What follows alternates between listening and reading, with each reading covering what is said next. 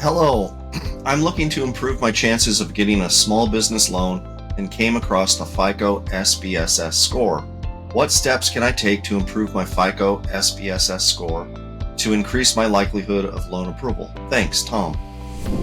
So Tom, this program is going to take into account, let's just say you had a lot of people have existing entities and they maybe haven't really started the business, but they've started to get business credit and doing credit inquiries.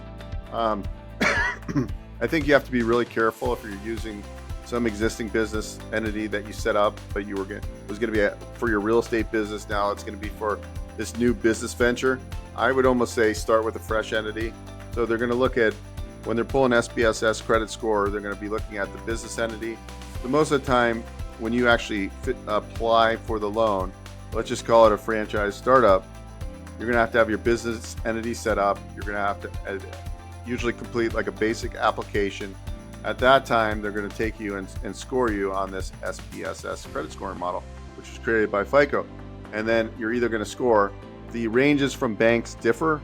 I've had some banks as low as 135, some banks 160, somewhere in between there. And I know each bank what their actual numbers are, but it just depends. So if you score above, then you're going to go right into processing, and they're going to do document collection at that time. So what can you do? Just general things. First, I would recommend making sure you're getting a free copy of your credit report, making sure there's not a lot of name variations. For example, if your name is, John Taylor Smith, you want to make sure when you're looking that there's not all Taylor Smith and all these different name variations. You want to make sure there's not a million different addresses for you. You want to make sure your current employment is what is represented on the credit report. You're going to want to make sure that you keep your utilization on your credit cards under 30%, preferably under 10%. All these things are going to add to it. And then when you set up a new business entity, I probably wouldn't use an existing business entity unless that business is actually in operation for the use of that business. So I hope that helps, but really utilization seems to be the number one factor. If your credit card is high limit is 10,000, never bring it over 3,000. This is why you build business credit cards in your business name eventually, because when you charge those up, they don't show on your personal credit.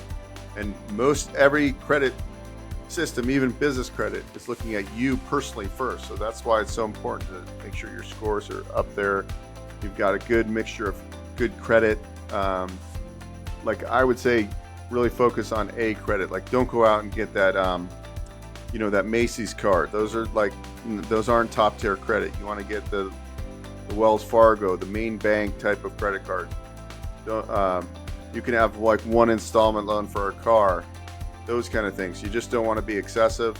You do want to use your credit. You want to build your high credit balances. So like I just talked to somebody in his high credit on 7 credit cards each. None of them are over $2,000. You really want to focus on getting higher credit limits, because all this comes into effect when they're scoring. Like if I show that I've had a $50,000 installment loan and I paid it off, and then I've had a $50,000 line of credit. Right now, I'm going to score a lot better because I've showed over time that I can handle a lot of credit and then pay it according to plan. So just keep that all in mind. If you have any additional questions, if you're looking for funding, go to bookwithbeau.com. Thanks for the question. You guys asked for it, and we're building it right now. We're building a platform, a community over on School. If you're not familiar with School, it's really a paradise to bring together community. Some course creators put their courses there. Well, anyways, I get asked all the time about events and do any mastermind groups, do you do any coaching? So guys, I created businessownershipacademy.com, which actually will take you to our new School page that we're building out specifically for that point, because I know a lot of people watch the channel and they want to get involved more. They really want to take action. So really this community that we're building, this academy, is going to be educational first, going to be community building, meeting different people throughout the nation that are entrepreneurial spirited and are really looking to take their business and life to the next level. We're going to bring on a lot of my friends, colleagues that I work with, bankers that I do deals with that specialize in the SBA 504 7A Express. We're going to bring on different franchisors that I work with so you can get a deep dive on different franchise systems and how to run these businesses. We're going to bring on operators. We're going to have them walk through case studies of business acquisitions they've done. Really everything business ownership, different business opportunities out there. We're going to unpack. We're going to do a lot of interviews of people that own multiple businesses. And I really want it to be a community to inspire and educate and help all of us take it to the next level. So if you want to be a founding member, go to businessownershipacademy.com and it'll take you right into our community there at school. It's going to be awesome. We're going to do hopefully at least an event every 2 weeks, if not every week. They might be just lunch and learn types of things, small groups. I'm going to really want people to network and collaborate and get people really engaged and excited to take action. Really, at the end of the day, it's taking little steps every day to move the needle. That's really what I want people to do, and that's what our community is about. So join us there. Go to businessownershipacademy.com, and I'll see you on the inside.